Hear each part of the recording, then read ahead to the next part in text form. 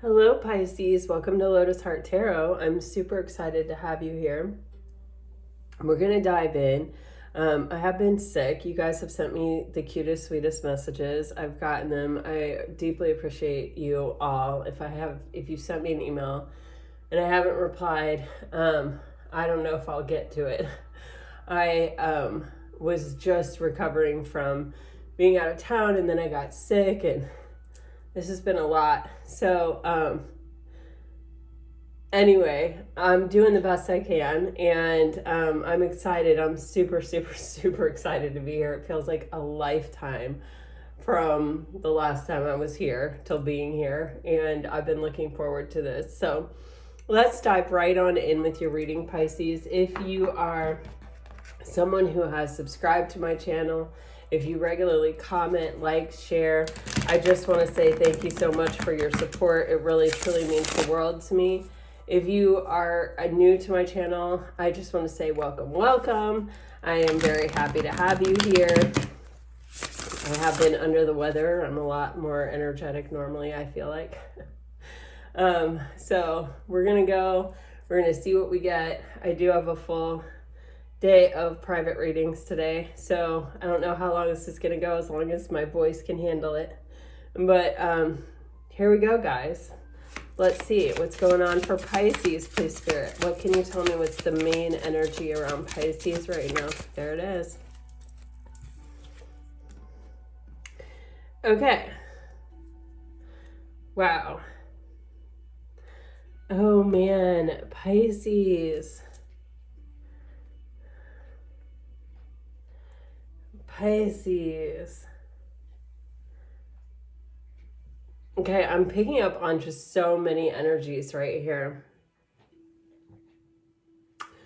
Wow. You have this childish play card, and it says young love, and it says someone acting immature, never grows up, dating someone younger, needs more time to mature, surface level relationship.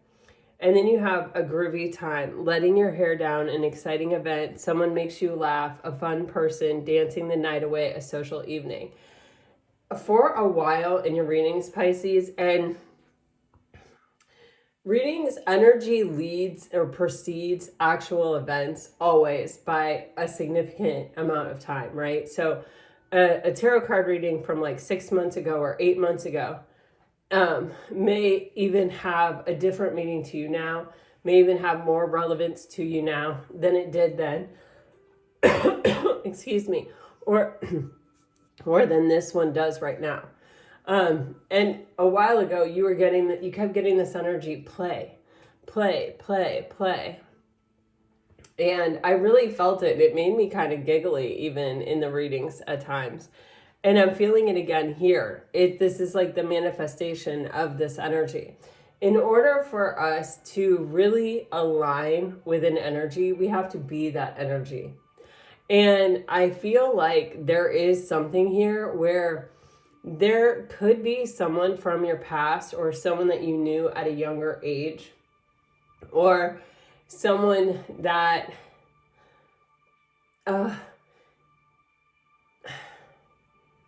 it can even be that when things are right with this person, you bring out this funny, silly sort of side that you don't maybe necessarily live on a normal basis. It's like, it may be something that you can be, or that you can tap into, but that it's not really like,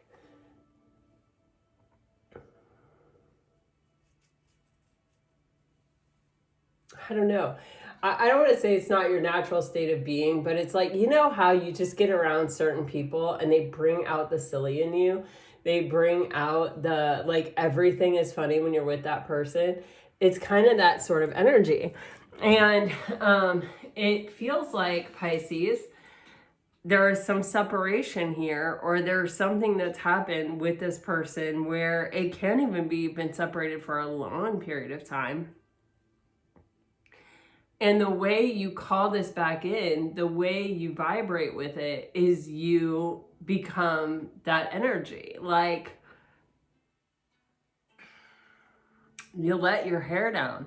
You kitchen dance. You, if you don't know what I mean by kitchen dance, I like, when I'm energetic, I love to kitchen dance, you know, like when you're cooking, when you're making food, when you're doing anything, dancing and playing music makes anything better all the time. I know I don't have to tell you that, you're a Pisces. I probably learned that from my Pisces child. But yeah, you know, it's like you are that energy. I just get it. You're like in a period in time where you're like, nothing's gonna get me down. Like, I'm literally getting that. And as you embody that, as you become that frequency, as you become that vibration, it is attracting this connection back. Instead of relying on this connection to be that energy, it's like you're becoming the energy. And it's like, almost like I see this like fishing, you know, where you are, you know, doing this, pulling it in. I don't know what that is, but it's like, that's how it feels. That's the imagery that I'm getting, is just that it's like, it is automatically doing this. It's like, yeah. All right. So, all right, let's dive deeper. Is that called reeling it in? Yeah. Oh my gosh.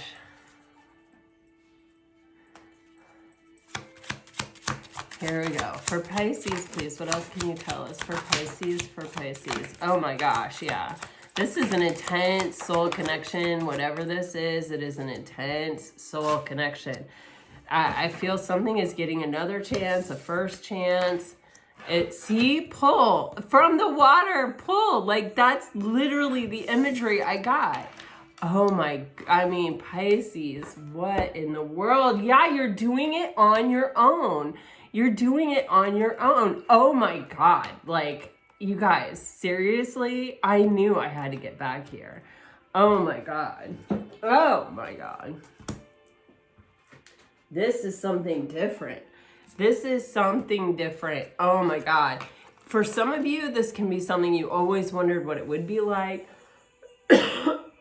Or you had some clandestine moment where it's like, maybe you got together. Oh, what is this? Oh, Pisces. I feel like intuitively, if this reading is resonating, then the cards that I've just pulled already make sense to you in a way. You know what I mean? Like, I don't even feel like I need to really explain it to you. What I feel. I feel like this is something that you achieve on your own. It may even make you feel nostalgic for this period of time, but it's almost like I see you just doing this not for the purpose of getting this person back, but it's like something that hits you. Like,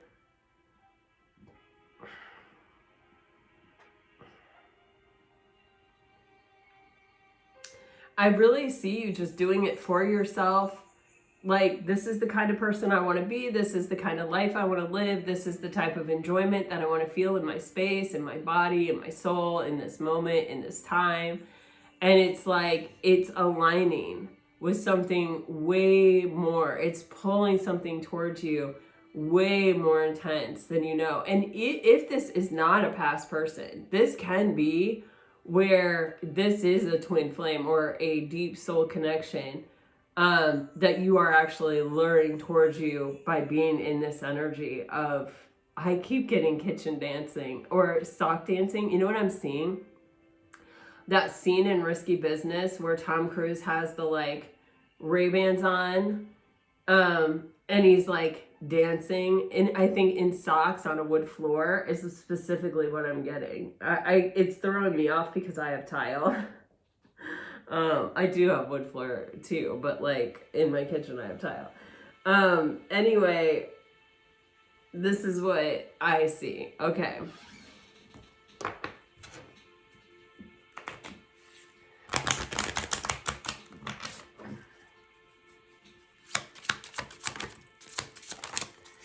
Wow. Okay. So there was something here.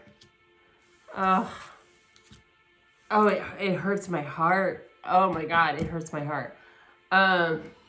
There's something here where, oh my God, it hurts my heart. I don't even know. Okay,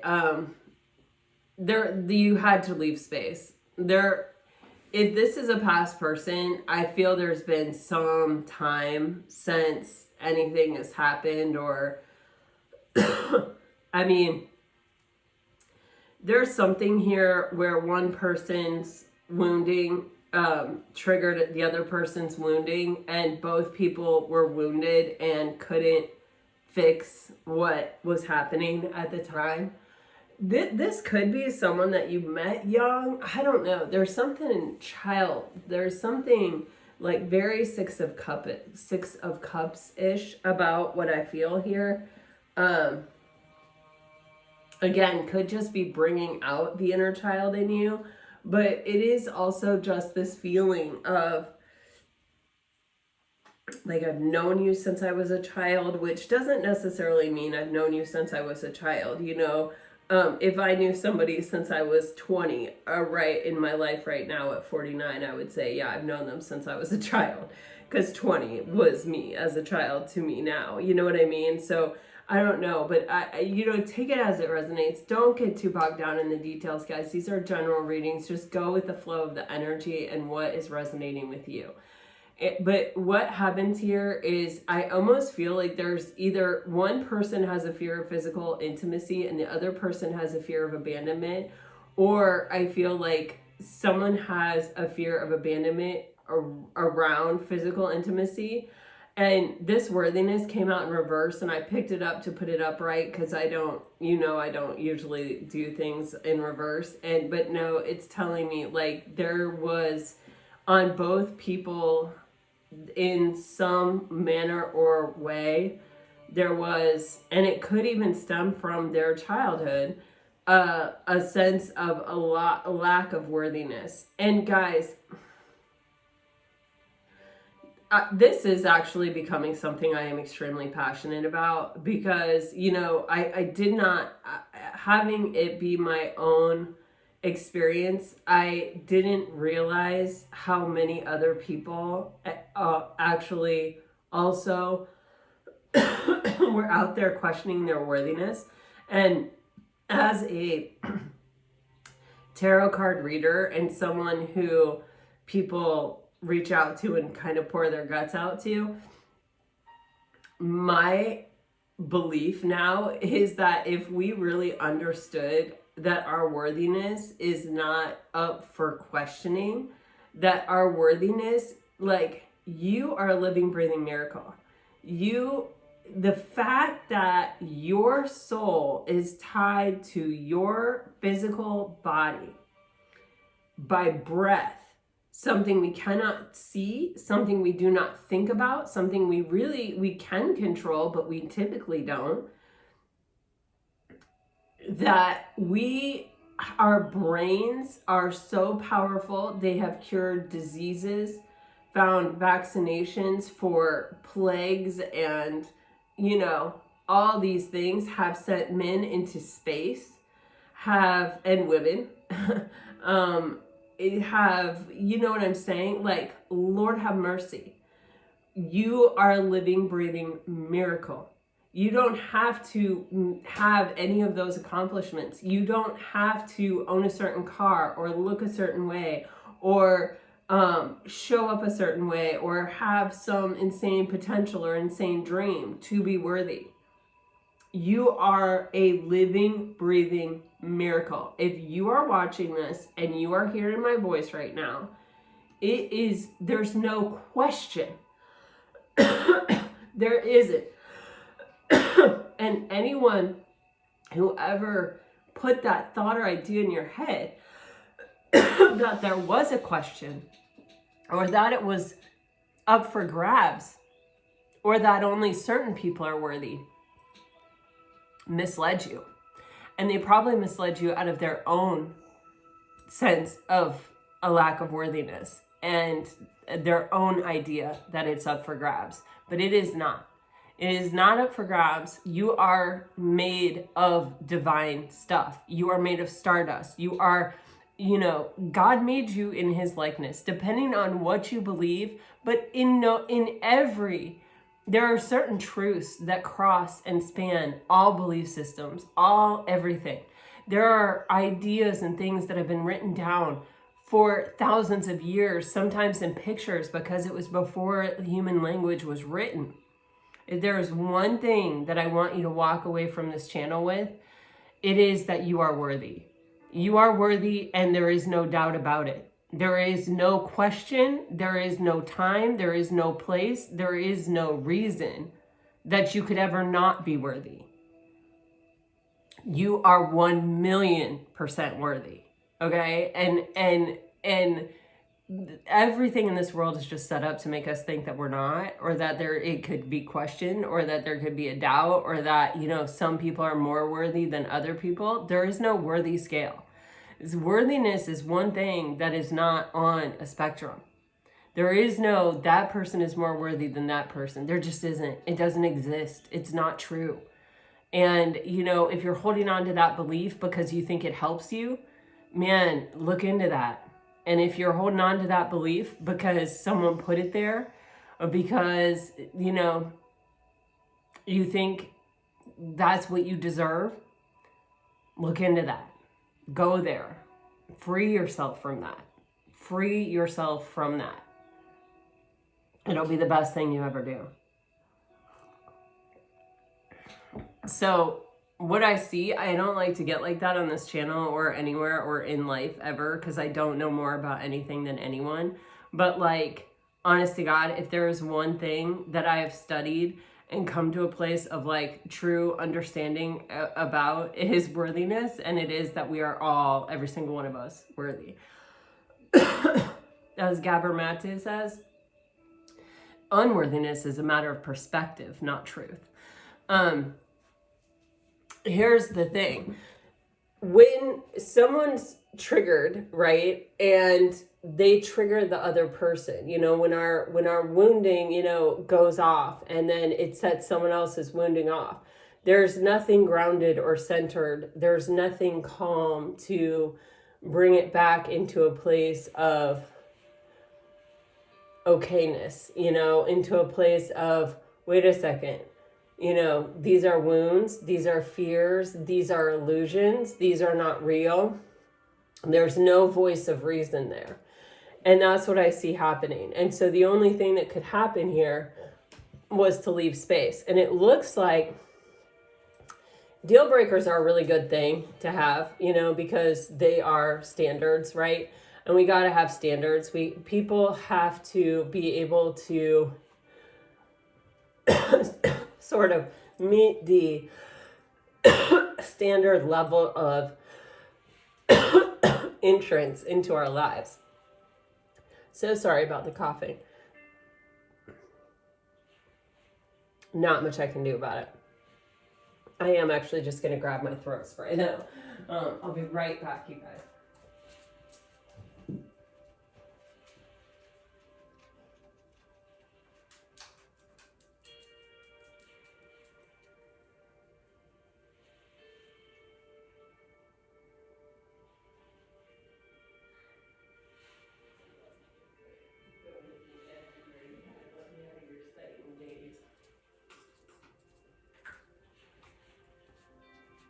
Sorry guys, this usually helps though.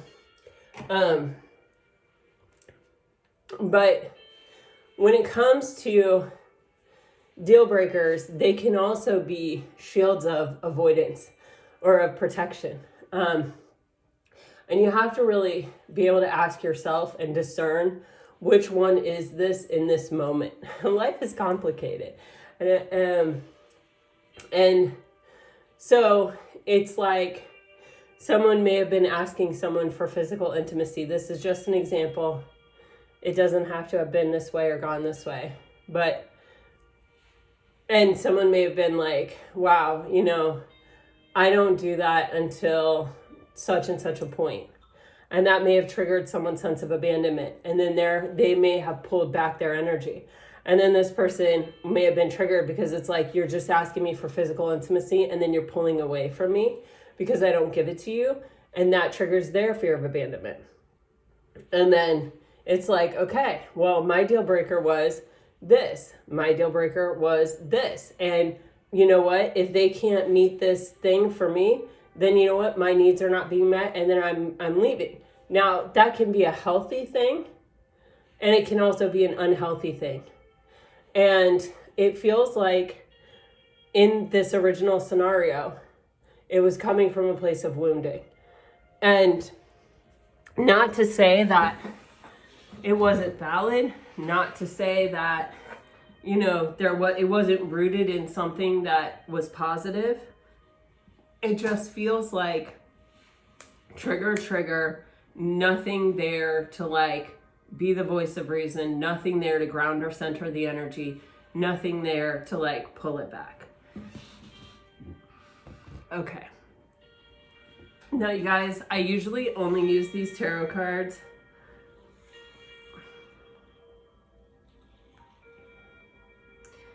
to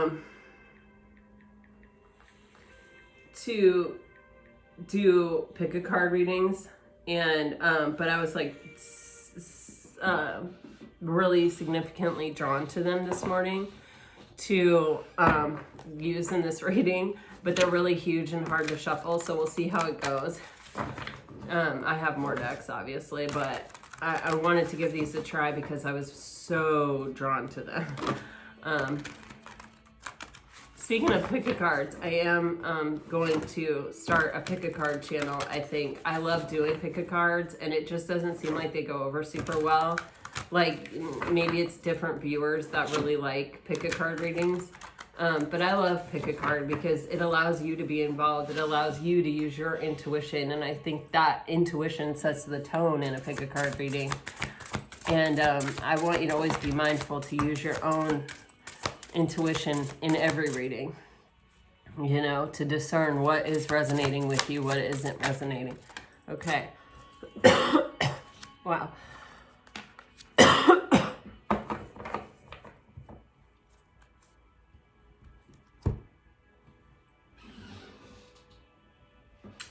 The Sun, the King of Pentacles, and the Wheel of Fortune.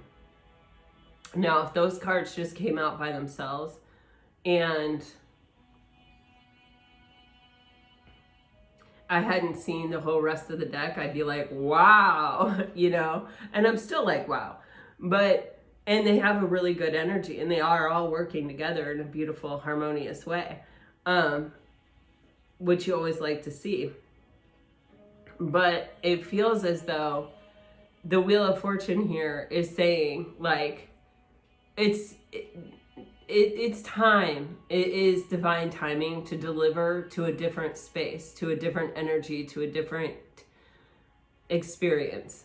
And the experience is one of healing and harmony and abundance and security. And many of you may have already felt this calling, and may have even been taking active steps to heal yourself and to make yourself more secure. That is a beautiful opportunity that we have in this life, to perpetually make ourselves more secure, and to heal ourselves. We can actually be on that quest our entire life, and really always have something in front of us, you know. With the King of Pentacles energy,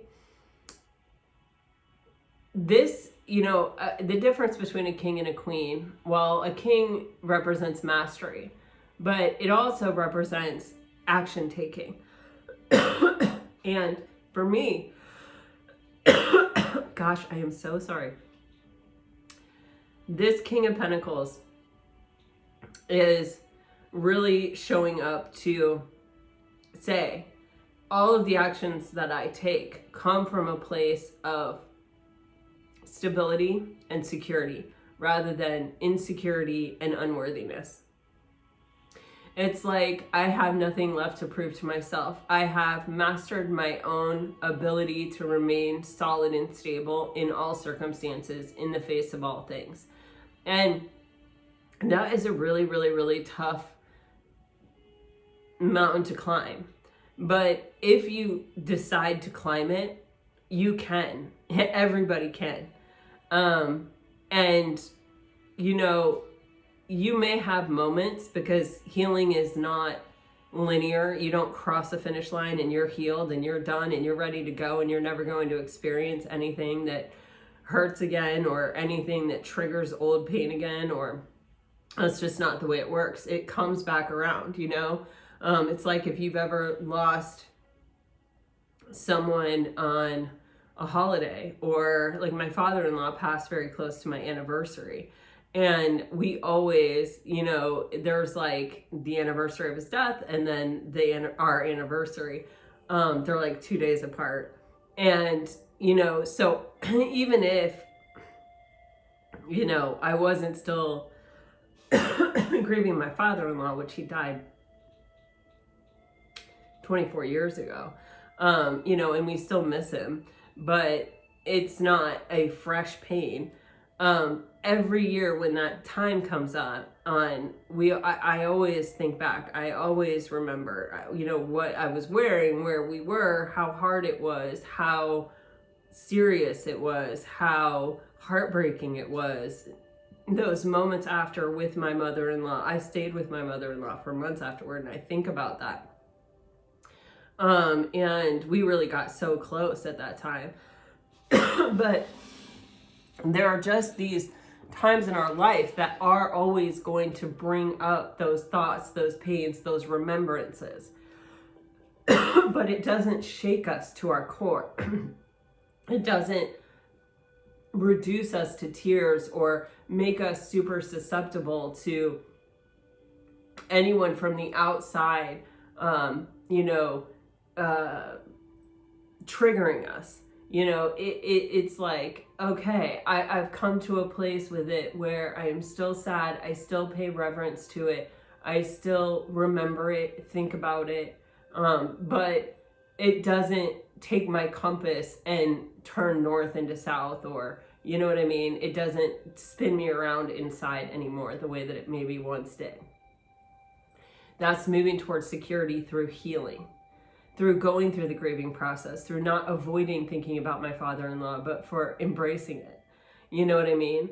And with the Sun card, that is talking about healing. And that's this journey. It's like, you know, I'm not trying to suppress it. I'm not trying to repress it. Whatever your journey has been, whatever your suffering has been, whatever your losses have been, it's not, I can't deal with it. I can't think about it. I can't let it into my conscious mind. It's like I can sit with it. I saw an amazing Instagram memo. Not memo, what is that? Meme or whatever. It's just a picture with words on it. You guys, I have no idea what anything is actually called. My kids are constantly correcting me and I can't even bring the language into my language. But it said, you know, you don't have to escape. You don't have to drink. You don't have to sleep. You don't have to, you know, distract yourself away from what it is you don't want to think about. You just sit with it. That's healing. And you don't have to criticize it or judge it or anything either. You just, it is what it is. You feel it because you feel it. And that's human. You know, that's part of the human experience. It's not for nothing. It has a purpose. And all you have to do is just sit with it. Allow it.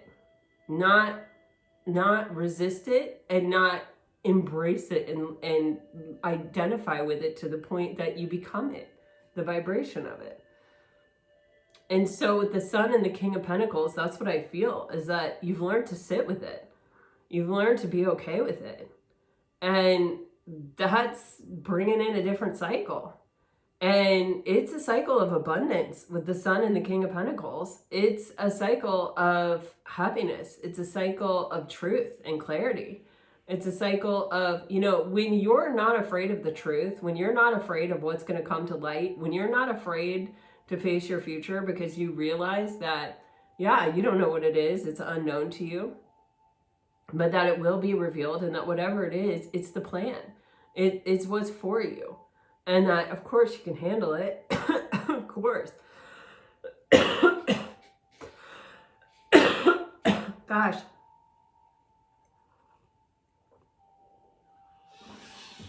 I'm truly sorry. I didn't realize I'd be coughing this much, but now that I'm in it, I can't get out of it until the message is there. Let me get a cough drop, you guys.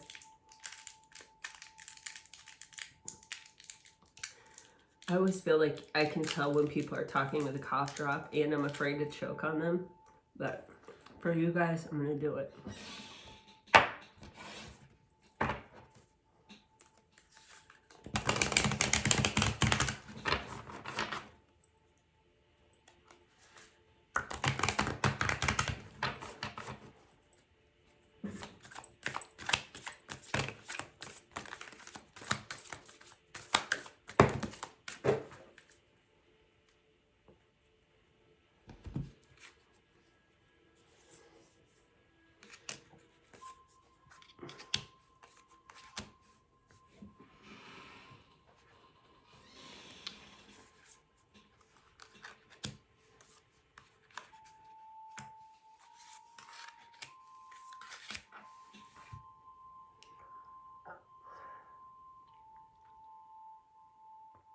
Wow. So you have the Queen of Wands on the bottom of the deck. And the Queen of Wands knows what she wants, and she's attracting it to her. Some of you may be dealing with a Leo or have Leo in your chart. I see almost like the energy of like a snake charmer, but not in a negative way, just in a, like a more of a siren type way. Like, you know when someone is a really good person, when they have really good energy, animals are attracted to them. Like, you just know. My son, if he ever like walks in a room and there are dogs, and he has volunteered at dog shelters and stuff, man, dogs will just lay down and roll over at his feet. They just love him. They just know who he is. And they say, you know, it's a vibrational thing. And in this Queen of Wands energy, that's how it feels. It's like your vibration attracts the attention and the loyalty and the faithfulness of people. And it feels like, you know, sometimes you're like, but I've always tried to be a good person, and I've attracted some pretty negative people, or I've had some pretty nasty experiences. Yeah. And I get that, and I relate to it. But, you know, all of those experiences have, at least in my life, forced me to go deeper, to open up more, to seek more answers, to be more curious. They have really worn away the edges of me, the sharp edges, the judgmental edges, the critical edges, you know. I'm sure I've said this many times. I was raised in a very conservative Republican family my whole life. And I mean, there were definite edges. The love was extremely conditional. And it was definitely like, this is acceptable and that is not as acceptable. This is not okay in the grander scheme of things, that you got to see. Like, we don't tolerate that behavior. You know what I mean? Like, absolutely not. Bees are barely palatable. You know, like there were definite, you know, edges, and you could fall off a cliff. And bye-bye, you know? And I learned a lot. I learned a lot, and I learned a lot about who I want to be, who I don't want to be, what love is. I learned, and I'm not passing judgment on anyone for any of their beliefs or for any way that you are. You are who you are and where you are for a reason. I'm not a judger. I'm just telling you from my own experience. Being me in that environment was not good, you know. But it definitely wore away, like having to go through that and then having to find for myself other answers, other solutions, other ways of being. And that there were other ways, because I was raised that was the only way. There was not any other way. And through my own growth, my own exploration, I learned a lot about what I want and about who I am and about what I want to attract in my life. And as I have done that, and as I've been on that journey and on that path, who I attract into my life, who I allow into my life, who, you know, really becomes a core member of my life, is an extremely selective process. And that's the Queen of Wands. And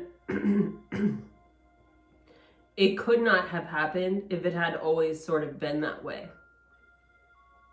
Like, that wouldn't have been part of the journey, of the story of my journey, the same as it is probably for a lot of you. Because a lot of times we incur adverse experiences or challenging experiences, and we always have free will. So we always have the option to conform and to say, okay, this is true and this is how I'm supposed to be and this is how it is. And I'm going to fall into line, you know. Or we have the opportunity to say, no, I don't believe that. Or, you know, I'm going to find my own way. And maybe I'll find out that that was true all along. You know, I can cite examples of all of this, you know.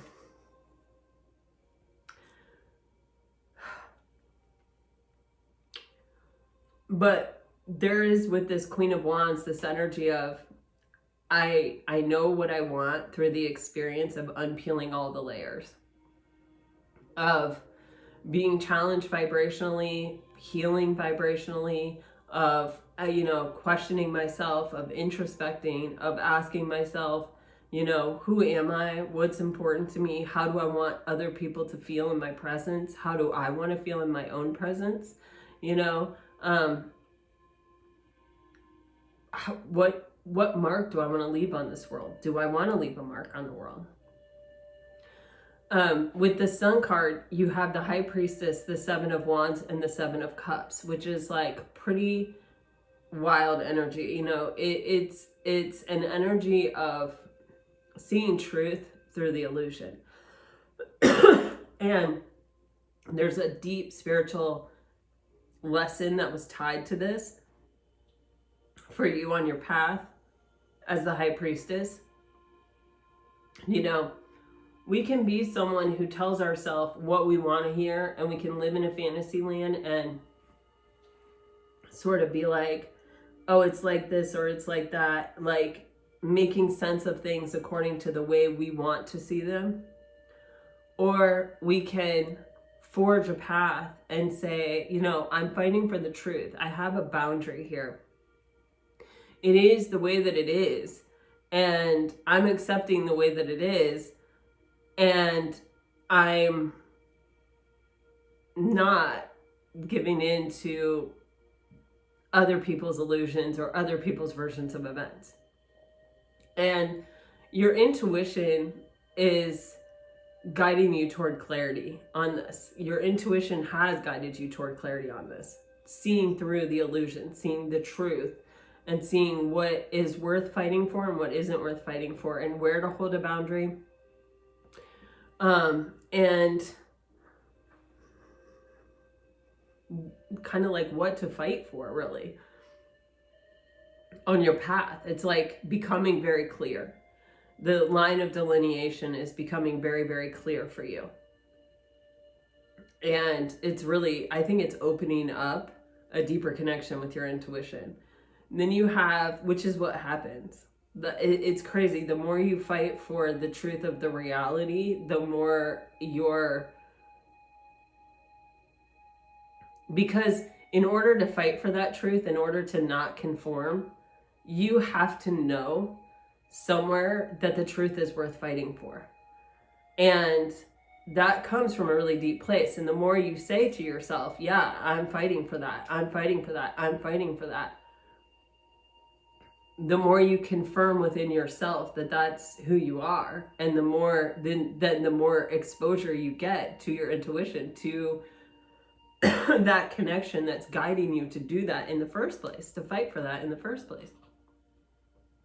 Then you have the King of Pentacles. And you have a lot of energy here. You have the Four of Pentacles, which is, we're kind of starting off here on this idea that there is only enough, there's only so much. And, it's a pie and we got to cut it into pieces. And if I give you a piece of my pie, then that's a piece of pie that I don't have. And so I got to hold on to all the pieces of my pie. And when we have this mentality, that's fine, but all we're ever going to have is Four Pentacles. All we're ever going to have is that foundation, that base. We're not ever going to be able to grow it, because in order to grow it, I have to give it to someone to invest. I have to do something with it. I can't just hold on to it. It may change in value, but that would be the only way.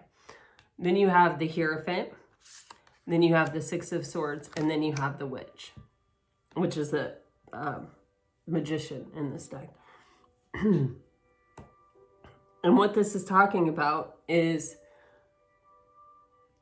in order to escape this mentality, or in order to grow beyond the conformity of the Four of Pentacles, you sort of have to take a leap of faith. And you have to make a decision to trust in something, to take some kind of risk. And that is the energy of the Hierophant, the spiritual gatekeeper. And you see what happens when you do. You get the Six of Swords. Your mind stops coming up with all these scenarios of, well, what if this? What if that? What if this? What if that? Well, what are those scenarios? Those are trigger points. Those are the things that spring into action when we're triggered, that cause this reaction that happened with this person in the first place. And it is possible that that particular reaction set off this entire spiritual growth in that time, possibly for both of you, but separately. With the Alchemist coming out next, or the Witch, or the Magician, or whoever you want to call this person, okay? For me, I call it the Alchemist. This is where we empower ourselves. This is where we say, oh my gosh, I have the tools to control the way I react. And the only thing that is important here is what I do with what's in front of me. The tools that are in front of me, the circumstances and the situations that are in front of me. If I don't react in that situation, then I have the ability to become the voice of reason, the grounded, the centered, the one that breathes calm into the situation, the one that can recalibrate the energy to what it is in its highest and best form. I don't give my power away to do that to the trigger, to the reaction. I say, hold on a second, let me look at all the tools in front of me and what I have at my disposal to work with. And I get to say,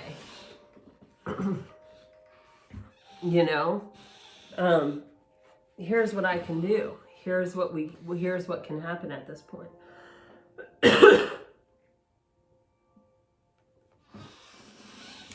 This brings about a huge change, because now I'm coming from a place of stability. Now I'm coming from a place of grounded and centeredness. Now I'm able to bring the light, the clarity, and the healing to the situation.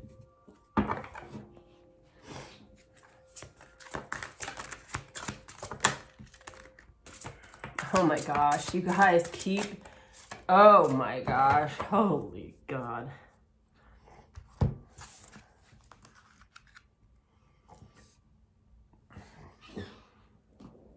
You've got the Sun and the King and Queen of Pentacles. Like, guys, you keep getting the Queen and King of Pentacles. And you've been getting them for a while now in the same reading, very close together, and usually with a pretty profound card coming between them or front of them or behind them. And here you have the Sun and the Emperor coming, you know, in front and behind them. This is pretty, like, when you keep getting the same cards over and over again, it is definitely a message that's trying to come through. And if you feel like you haven't gotten the one that is exactly in resonation with you, Google those cards. Google that. King and Queen of Pentacles comes out in a reading. You know, just Google it. Read whatever you read. Take from it what, like the sentence, the word, whatever that stands out to you. Be curious about energy and about your life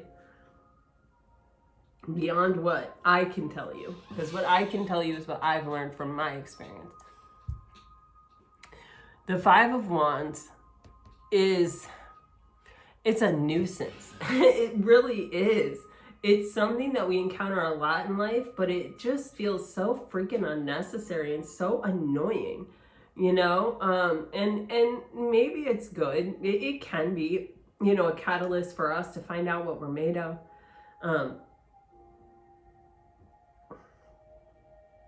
For us to look deep within and ask ourselves, you know, why do we have a barrier here within ourselves? But it's a minor arcana. It's something that we confront a lot, but it's something that is unnecessary. You know, the necessary things are the major arcanas. Those are the things that Spirit puts in our path for a purpose. And the Five of Wands are like human constructs that are just a waste of time, really. I mean, they have their value just like everything has its value, but, you know, it's also like, why? It's unnecessary. It's annoying. And right here, it feels like a mosquito. You know what I mean?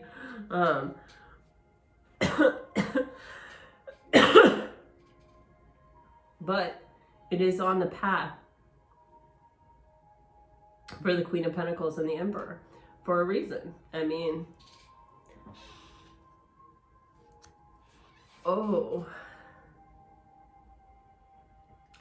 underneath it is the King of Hearts.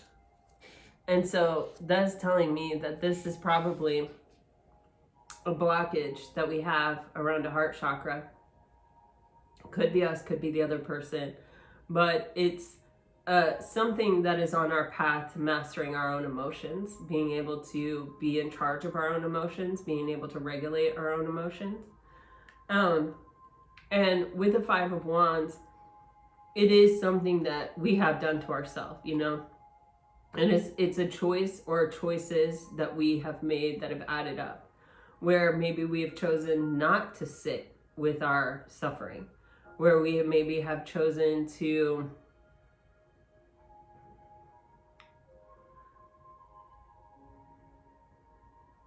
say, you know what, I'll deal with that another day, you know?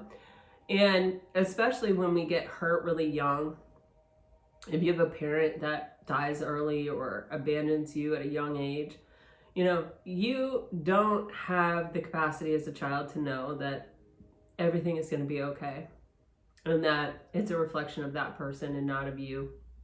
And even if I were to tell you that when you're 5 years old, you don't even know what that means. And I don't know, you know, I do think kids have an incredible capacity to understand things beyond their years and to kind of accept things beyond their years.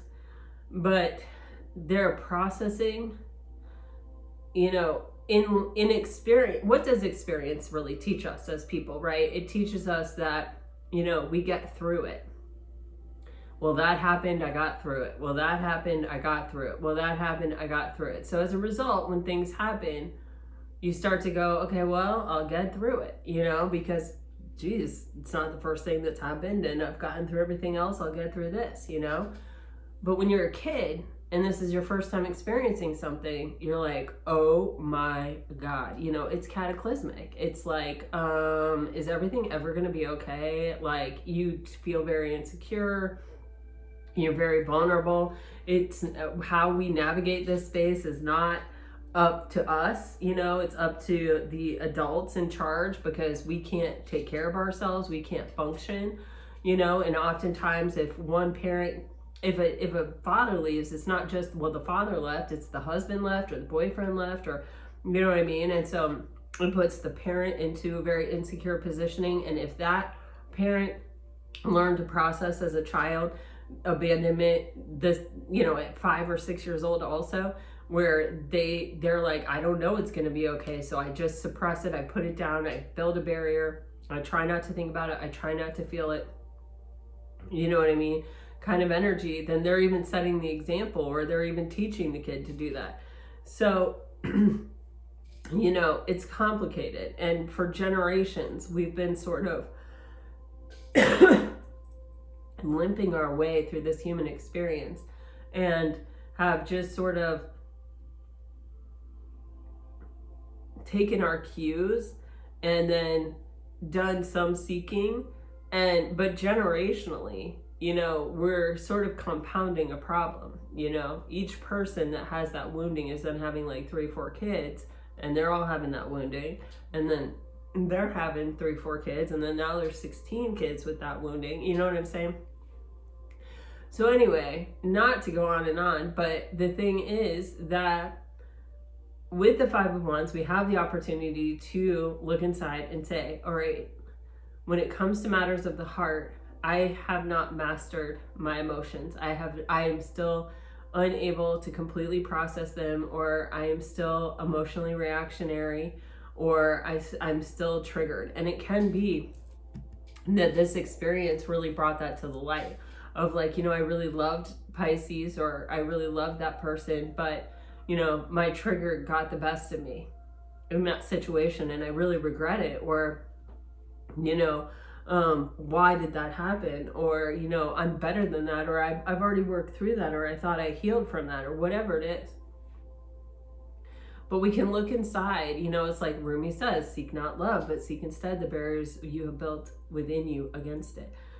Is this. And we can remove those barriers.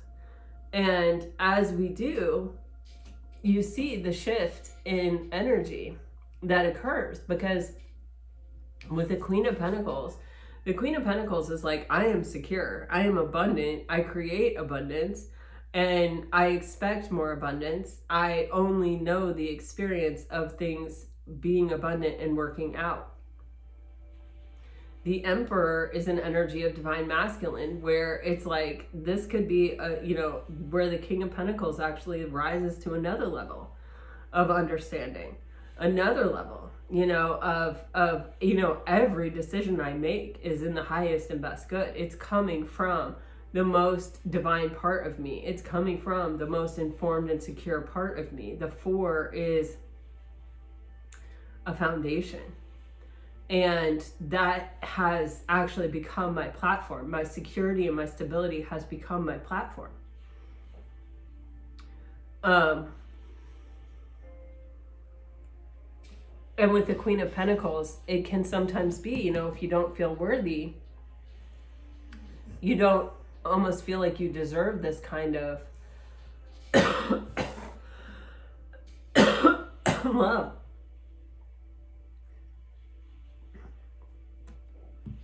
But with the Queen of Pentacles, it's like, now I do. Now I'm ready to receive all of this abundance, because I see that as being my vibration. I see that as being an integral part of my being, of who I actually am. Actually, I don't feel like I need to clarify those. Let me just go on. What is the best possible outcome What is the best possible outcome? Wow, I just asked what the best possible outcome is because my voice is not gonna hold out. And I have a full day of private readings ahead of me. So you have the Five of Pentacles in reverse with the King of Swords and the Eight of Pentacles. I mean, this is gorgeous. With the Five of Pentacles in reverse, obviously, this is, you know, letting go of a scarcity mindset. This is letting go of that, you know, lack of worthiness that we were feeling. And not letting that be our truth, not letting that be our story, not letting that be our foundation. It's a faulty foundation. As long as we have that, as long as we hold space for that belief or that could even be true, we're going to have tower moments because that's a faulty foundation. That's exactly why towers fall, because there's a faulty foundation. And our sense of worthiness, when you're building upon a sense that, you know, maybe you're worthy, maybe you're not, maybe you can outrun it, maybe you can't, you're going to have tower moments. With the King of Swords energy here, you have this energy of like, now I know the truth. Now I'm taking action on truth. And I'm confident about that. I'm sure about that. How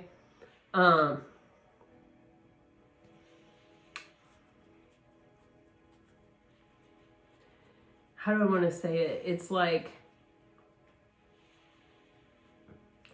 I'm so confident about not letting fear prevail that that I will take a chance. I will err on the side of taking a chance.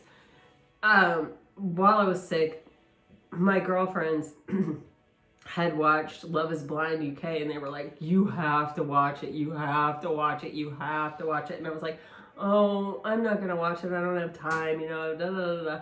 Well, then I was like laid up sick in bed with my box of Kleenex and Love is Blind UK. And it was so clear to me from almost the beginning. You could see where somebody set off a trigger with somebody. You could see, and you can see the trigger. Oh my God. But ultimately at the end, who married who? There was such a sense of, I think 3 couples, I don't want to ruin anything, but the couples that were at the reunion show married were happily married. And you could tell in the process that they were in this energy of being like a homeostasis, like of we're always coming back to this grounded and centered energy. I know what is worth fighting about or what is worth worrying about, and I know when to let things go. And I truly came into this looking for a partner, and you could just see. And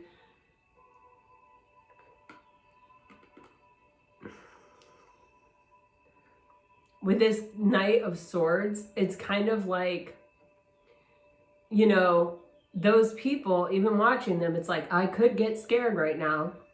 I could get triggered right now. It would be valid. You know, there's something here that's like playing with me a little bit. But then there was this conscious choice not to. And sometimes with fear, you have to be faster than it. And I say this as a Libra who really relates to the Knight of Swords energy. I know that when I get in the Knight of Swords energy, part of the reason I choose this energy sometimes to navigate in life with is that I know that fear could find me and fear could stop me. And I don't want to be stopped. I know that what I'm doing is moving on truth. And I know that if I just go for it without letting other people talk to me, get in my ear, without letting my own fears get in my ear, without without any of those things,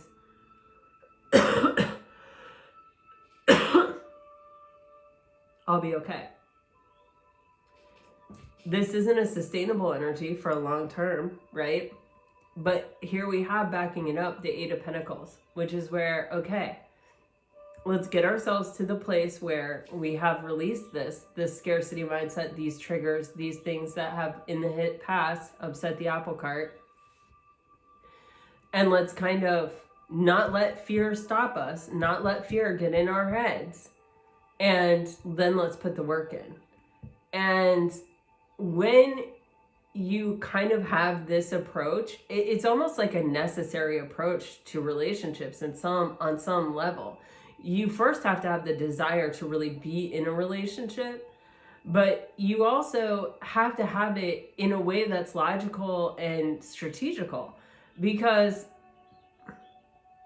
whenever you're trying to meet up and match with somebody, you know, you're bringing your triggers, you're bringing your burdens, you're bringing your baggage, and so are they. And we live in a world where I just pointed out to you, showed you, how it's not even our own generation of baggage, it's generationally. Like, you know, our parents we've inherited our parents' triggers. We've inherited their parents' triggers. You know, we've been programmed, you know, on a certain level by society and by our family. And then we're trying to bring these two things together. And sometimes it's more far reaching than that. You have to be willing to say, you know, I believe in this. I know enough about this to believe in this. I know enough about this to feel confident about it, but I'm not like enough that I'm just going for it. I'm committing to it and I'm going for it. And it's hard when one person gets in this energy and the other one isn't. And so maybe this reading for you is about looking for this trait in another person, you know, and if it's not there, then spare yourself, you know, spare yourself for real, Lord, because, you know, do you want more Five of Wands? Do you want more burdens or barriers or blockages around your heart chakra?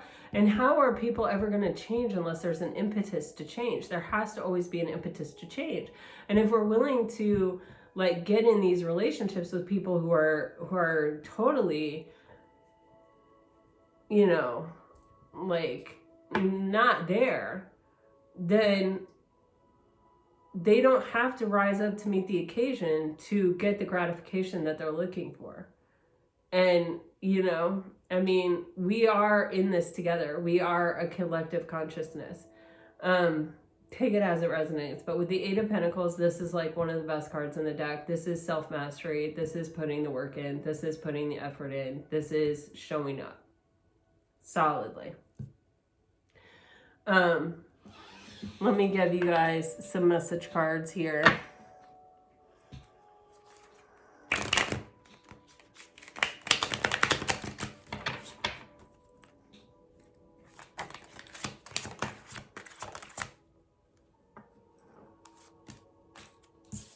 If you're dealing with a water sign, I trusted you. I can't be with you.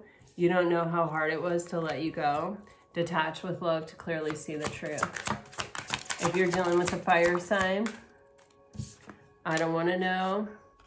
I miss seeing you. I won't let you down. And I have trouble with intimacy.